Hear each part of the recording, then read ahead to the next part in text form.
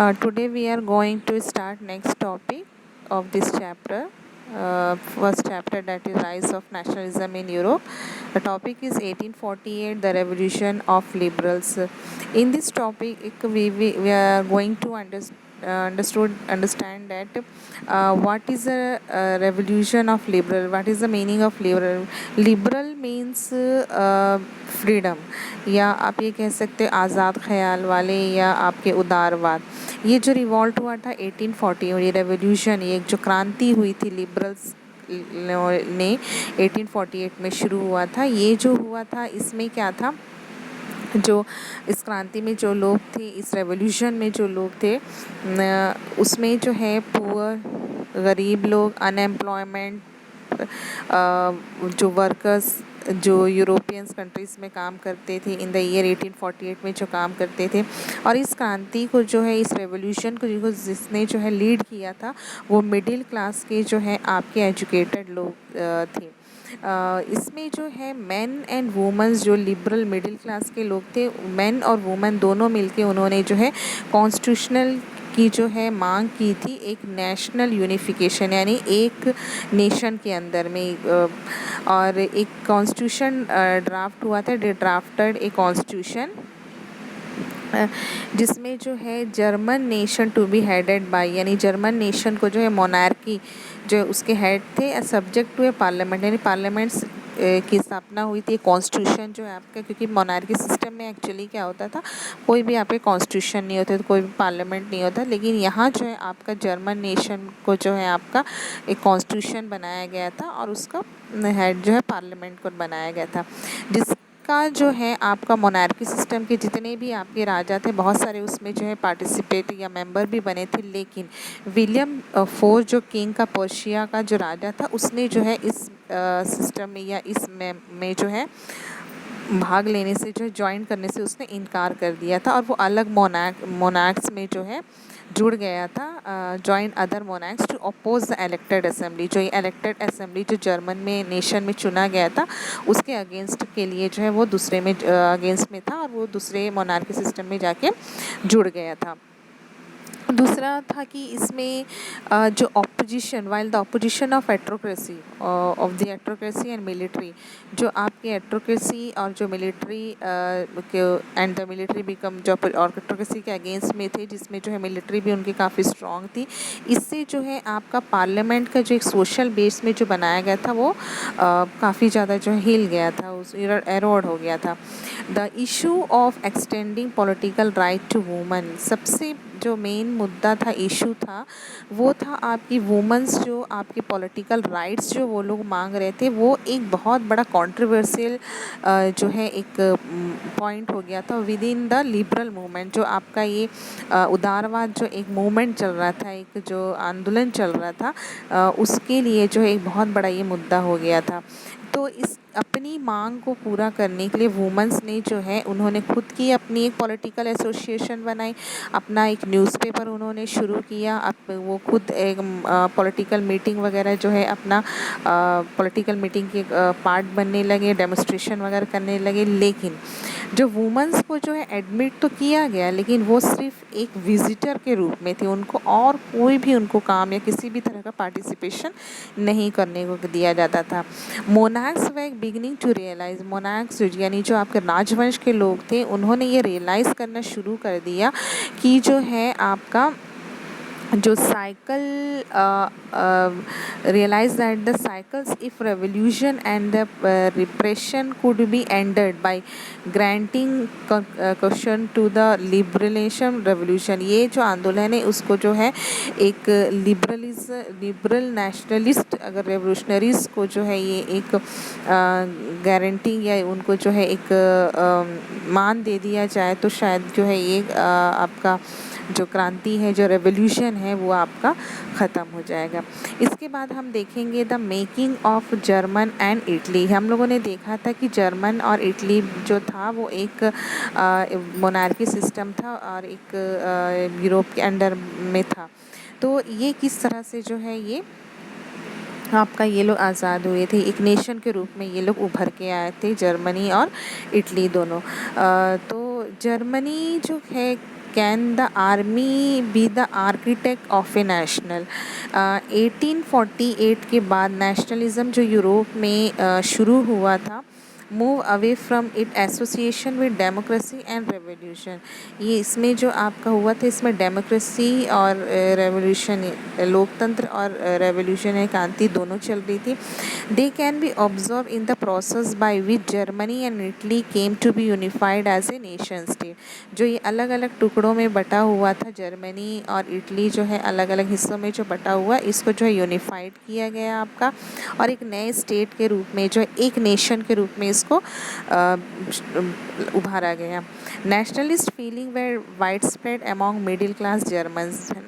जो नेशनलिज्म, जो एक नेशनलिज्म फीलिंग थी, वो सबसे ज़्यादा जो है जर्मन्स के मिडिल क्लास के लोगों में जो है आपको देखने को मिला था।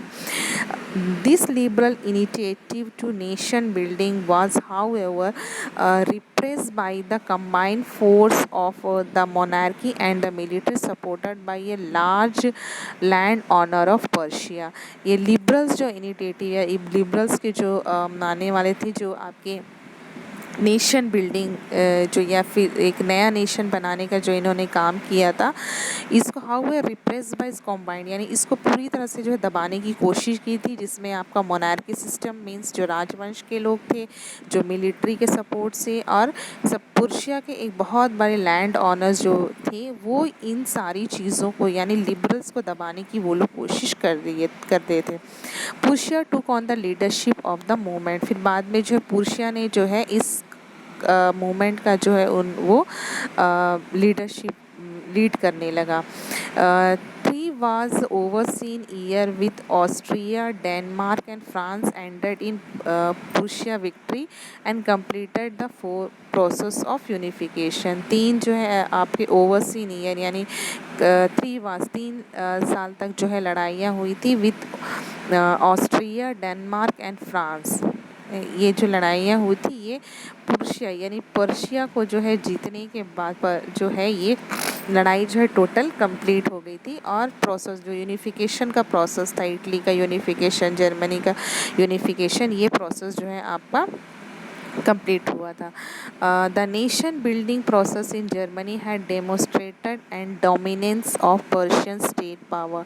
जो जर्मनी में एक नया राष्ट्रवाद की जो है नेशन का जो है आपका बनना जो शुरू हुआ था, ये जो है आपका that is Germany demonstrated dominance of Persian power, Persian power state power के डोमिनेशन डेमोस्ट्रेशन से जो है आपका ख़त्म हुआ था। The new state placed a strong emphasis on modernizing the currency। एक नया स्टेट जर्मनी में जो एक नया जन्म हुआ था जर्मनी का, उसमें जो है नई करेंसी का आविष्कार हुआ था, नई banking, legal and judicial system जो है पूरा नया जो है जर्मनी में फिर से शुरू किया गया था। इसके बाद आपका आता है इटली यूनिफाइड। किस तरह से इटली को एक किया गया था, एक नेशन के रूप में उसको उभारा गया था। जर्मनी की तरह जो है Italy too had a long history of political fragmentation. Italy के जर्मनी के जैसे जो है आपका इटली भी जो है काफ़ी लंबे समय से जो है पावरफुल कंट्री के अंडर में रहा था, दूसरे देशों के अधीन रहा था। Italians were scared over several dynasty state, यानी इटालियन में जो है आपके बहुत सारे जो है अलग अलग डायनेस्टीज जो है रूल करते थे। It is a multi national Habsburg empire, यानी बहुत सारे जो है अलग अलग एम्पायर्स के लोग जो है अलग अलग इटली के स्टेट में जो है डिवाइड करते। इटली जो है 7 स्टेट्स में डिवाइड था, जैसे जर्मनी भी काफ़ी में डिवाइड था। तो इटलियन जो language has not acquired one common form and still had many regional and local variation. Italian language जो है बहुत ज़्यादा जो है आपका कॉमन हर जगह नहीं बोला जाता था, क्योंकि ये बहुत सारे में डिवाइड था। जहाँ जो एम्पायर होता था वहाँ उस तरह के लैंग्वेजेस या वहाँ जो कस्टम अपनाया जाता था। तो एक रीजनल लोकल वेरिएशन, बहुत सारे वेरिएशन देखने को मिला था।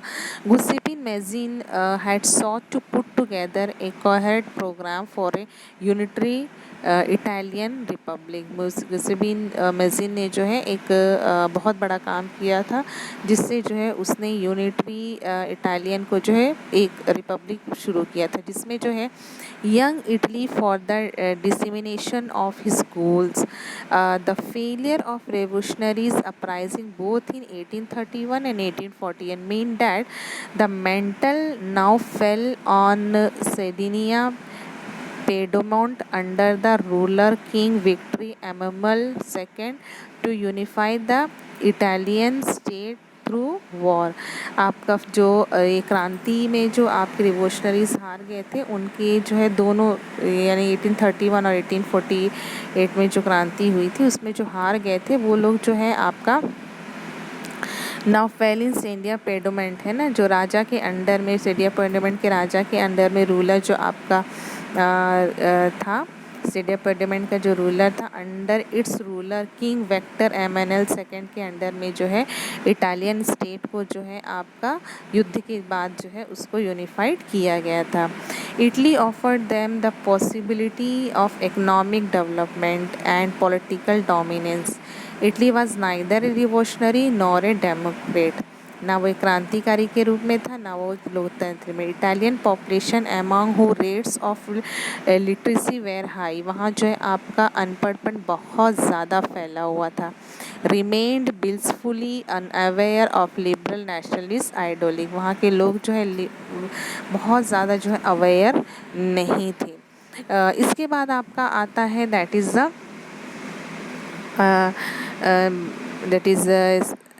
स्ट्रेंज केस ऑफ ब्रिटेन है ना। इसमें जो है हम देख सकते हैं कि आपका जो द मॉडल ऑफ नेशन और the nation model or the nation of the nation state, some scholars have tell that how the that is Britain have forced, और इसमें हम देखेंगे कि किस तरह से जो नेक्स्ट में देखेंगे कि किस तरह से जो visualization of the nation you can see in the next video.